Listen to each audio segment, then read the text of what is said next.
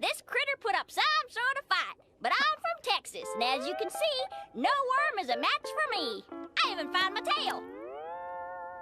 That's not the worm. Pardon? That's not the worm.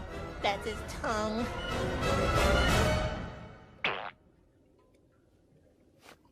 Oh, this is the tongue, and the whole thing is the worm. Run for your life!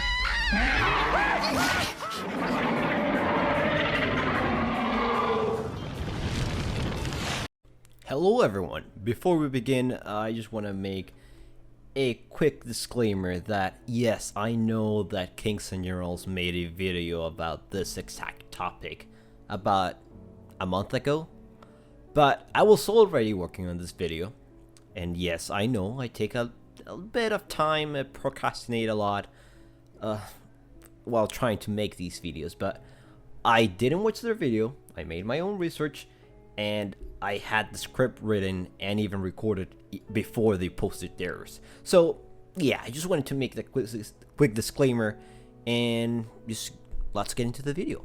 Enjoy. The samurai. What hasn't been said about them? Everything from their origins to their eventual demise at the end of the 19th century has been explored. More specifically, by the hit 2003 movie The Last Samurai starring Tom Cruise.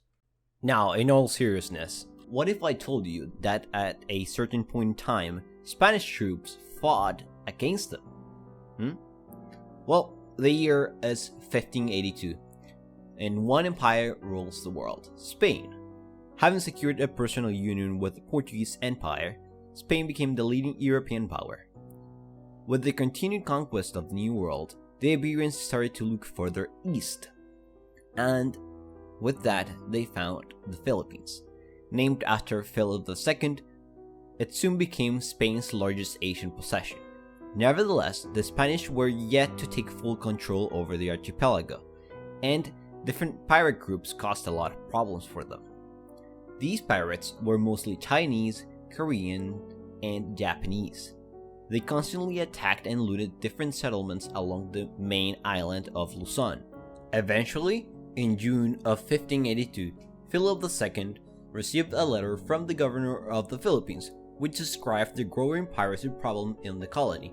One of said pirates was Tai Fusa, also known as Tai Fusu, who had used his masterful use of artillery and large fleet to pose a very real threat to the Spanish colony, with the objective of disrupting pirate activities. While reinforcements arrived from the mainland, colonial forces assembled a small fleet.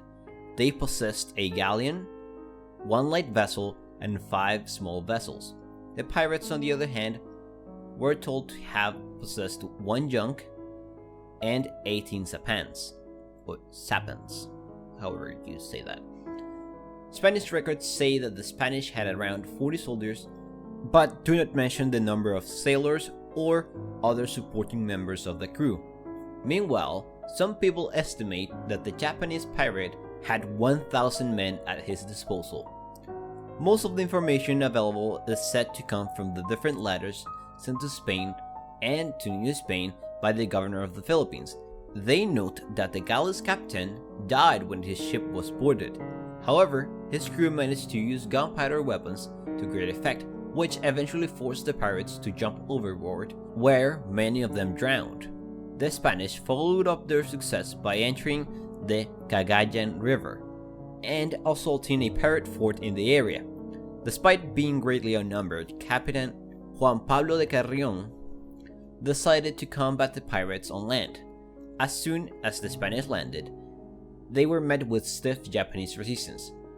Carrion placed his men in a Tercio formation and effectively repelled the first attack, then the second, but by the third charge, the Spanish were almost out of ammo, so everything was decided in close quarter combat. This finally resulted in the death of the remaining pirates and the looting of the fort.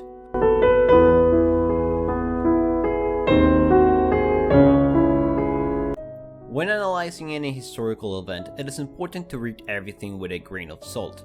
This is especially true when referring to a lot of older records and works.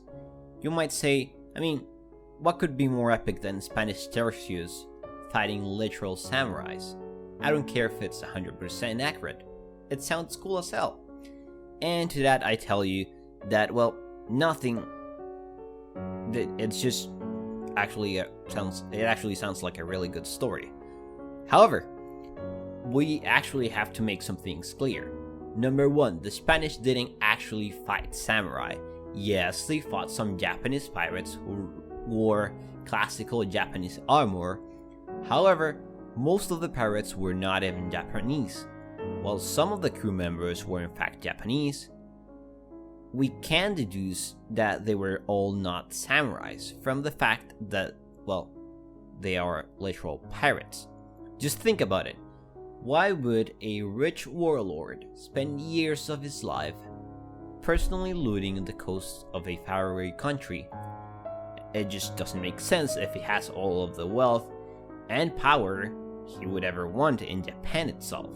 So it just doesn't really make any sense.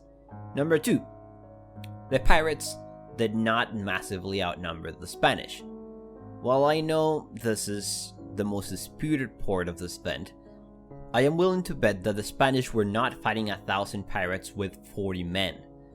The most likely reality is that the Spanish used a lot of their sailors for the defense of the ships and the eventual ground battle, meaning they were outnumbered, but not by such a large margin. Nonetheless, all of this criticism and skepticism does not make the story less fascinating. The fact is that this particular event is a one-in-a-time clash and displayed the capability and threat presented by the Spanish Tercios and their empire as a whole during this time. Well, that was the end of the video. I hope you enjoyed it. If you did, give it a like and let me know in the comments what you liked about it. If you didn't like it, just give it a dislike, and also let me know in the comments what you didn't like about it, as I am trying to improve these videos, and I'm just kind of experimenting with a few things. So yeah, let me know, and I hope to see you next time.